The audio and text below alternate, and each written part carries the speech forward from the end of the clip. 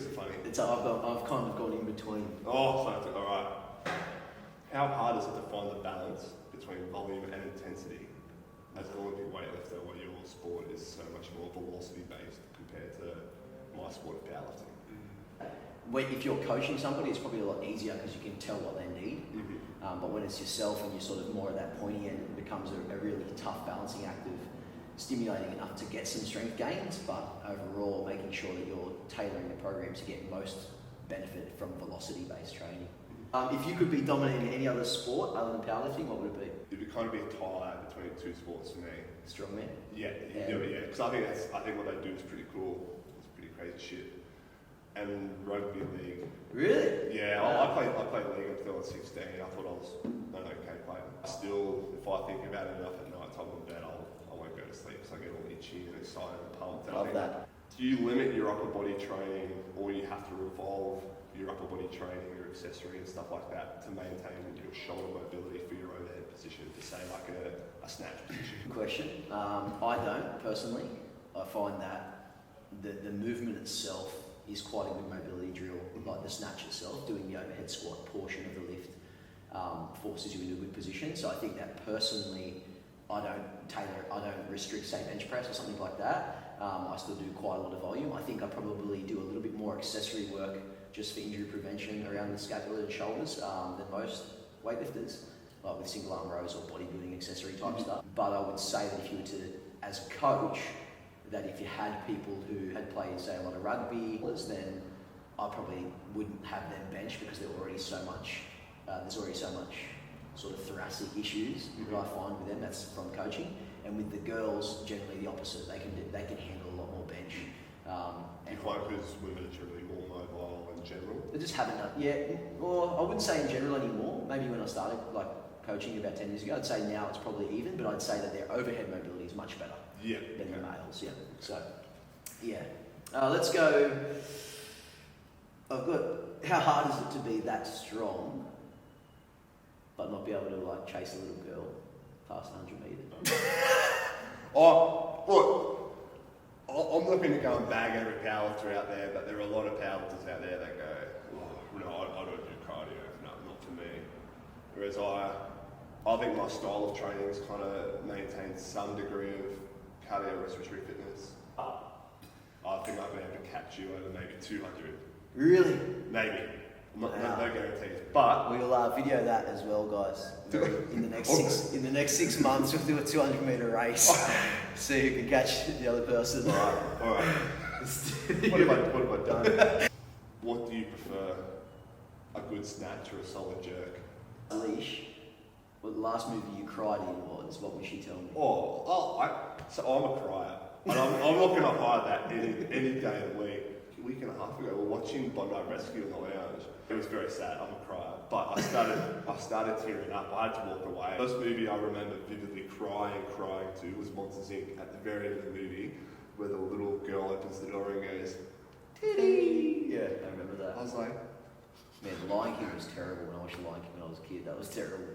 But if you ask me in a month now, when was the last time? It'll be something new. But the biggest tip for a beginner lifter: get a coach.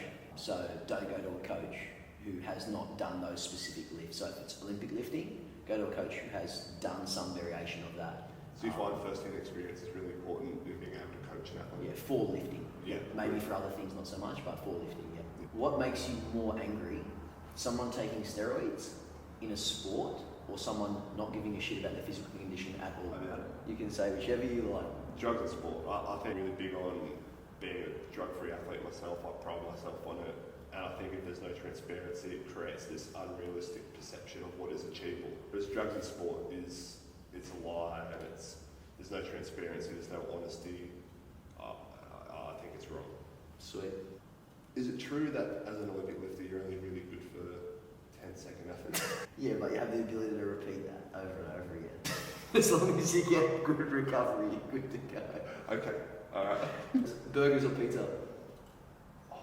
Good burger. Although you get Italian pizza, like legit pizza too. A good burger, I think that's me. You get more protein. I knew the food question would stump you. I know, it was hard. I didn't expect that. I thought it was all lifting. So what does recovery look like? My main protocol that I like to do is I like hot, so I like saunas, 20 minutes sessions. And then I also like cold. On my off days, I'll do a cold bath. So once in that week, on recovery week, towards the end, I'll do just say 3-minute proper 4-degree cold bath. Yeah. But straight after a session, for me it's carbohydrates and protein within say like an hour of training or whatever. Pretty much when it's in my hand, movement. I just like moving. Yeah. So when I finish training, try not to sit down, just try to move, go for a walk or hang out or coach, and then sleep, which is not possible for me because I coach so much. So I never get more than sort of 5 to 6 hours on a bad day, and then my max would be a Sunday would be like 8 to 10 hours. Yeah. But that would be my golden rule. Would be like sauna, sleep, and cold therapy. What about you? Similar. I like cold. Yeah. Yeah, nutrition's a big one. Sleep is probably my biggest tool. Yeah. I'm averaging maybe 8 hours a night. You slept like 10 last night. Yeah, I slept about 10. I messaged you at 9, and you run back, and then you woke up. You messaged me at like 8 o'clock this morning. I messaged you and going, already. Well, you've already been up eating and caffeinating. Why? But for me, sleep's the biggest tool. Nutrition as well. Would you prefer people to squat or run? Needs context. I think No contact. I think long-term squatting, but the evidence suggests long-term for like even your geriatric population, that's like your elderly. Strength is always key. Prevents falls, increased bone density, Tendon ligament strength, yeah, all that sort of stuff. And if you want to squat, Increase calorie intake. but you can squat for 200, 300, 400 reps and potentially improve your 5k run. Whereas if you do a 5k run, no matter how much you run, you may not increase your 1 RM back squat, or your 10 RM, or your 20 RM, whatever. So I think there's probably a better relationship between squatting more for running than running more for squatting. And I think the health benefits of squatting long term, especially throughout your whole life, is better. Especially like if you think about prescribing, say, a 63-year-old woman or man. Well, they're not gonna, like, there's always an exception. You always get the freaks of nature, but we're gonna put them to the side and focus on the middle of the bell curve here. They're not gonna run. But the first thing you do if someone's had a hip replacement, a knee replacement, like part of their therapy is not going to run. It's going to be, they're going to do 10 sit to stands today. If you have a stroke patient, you're going to work on sit to stand or squatting because it's, I know it's a demonised word, but it's functional because it's what you do on a daily basis. It's what's going to get you back to living independently, all those sort of things. Whereas running is, it's nice, but it's not. There's other ways to build cardiovascular fitness anyway. Absolutely. With less joint issues. Big Lockie's over there starving. He's wasting away like me. He's lost 7 kilos. Is it true you only use pounds to inflate your ego? Because every other gym I've been in at the moment is kilos, and you use pounds. We had to sit on the calculator and figure out your pounds. Yes, it is. For your 220 squat today. I'm sorry, it is. That's Yeah. right. But your fiance's jacked. She's a machine. Yes. I bet she could really teach me how to clean. Yes, probably. I had to put that in. I had to put it in. Remembered for a bigger squat or a bigger deadlift, what would you prefer to be remembered for? I think I prefer to be remembered for a squat. But I think if I wanted to be remembered, it'd be for a deadlift because people understand that more. Okay, I understand that. Do you know what I mean? Yeah, that makes sense. Yeah. Yeah, the internal satisfaction is greater for the squat, but the external acceptance is better for a deadlift. Yeah, 100%. Yeah. Last one. Very political one.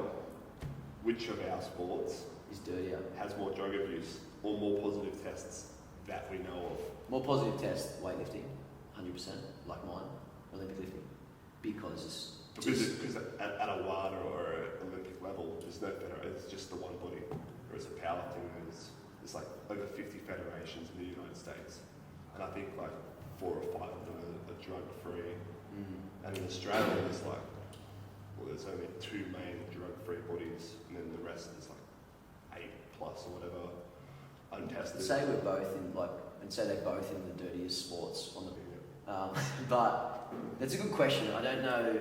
I think, like I said, testing positive definitely weightlifting, and because that, then again, there's probably some that's under the rug, like with the countries who have been banned. We probably don't know all the positives, but in terms of, I think powerlifting is a larger undertaken sport in our country for sure, because it's accessible to most people, can deadlift, squat, and press. Absolutely.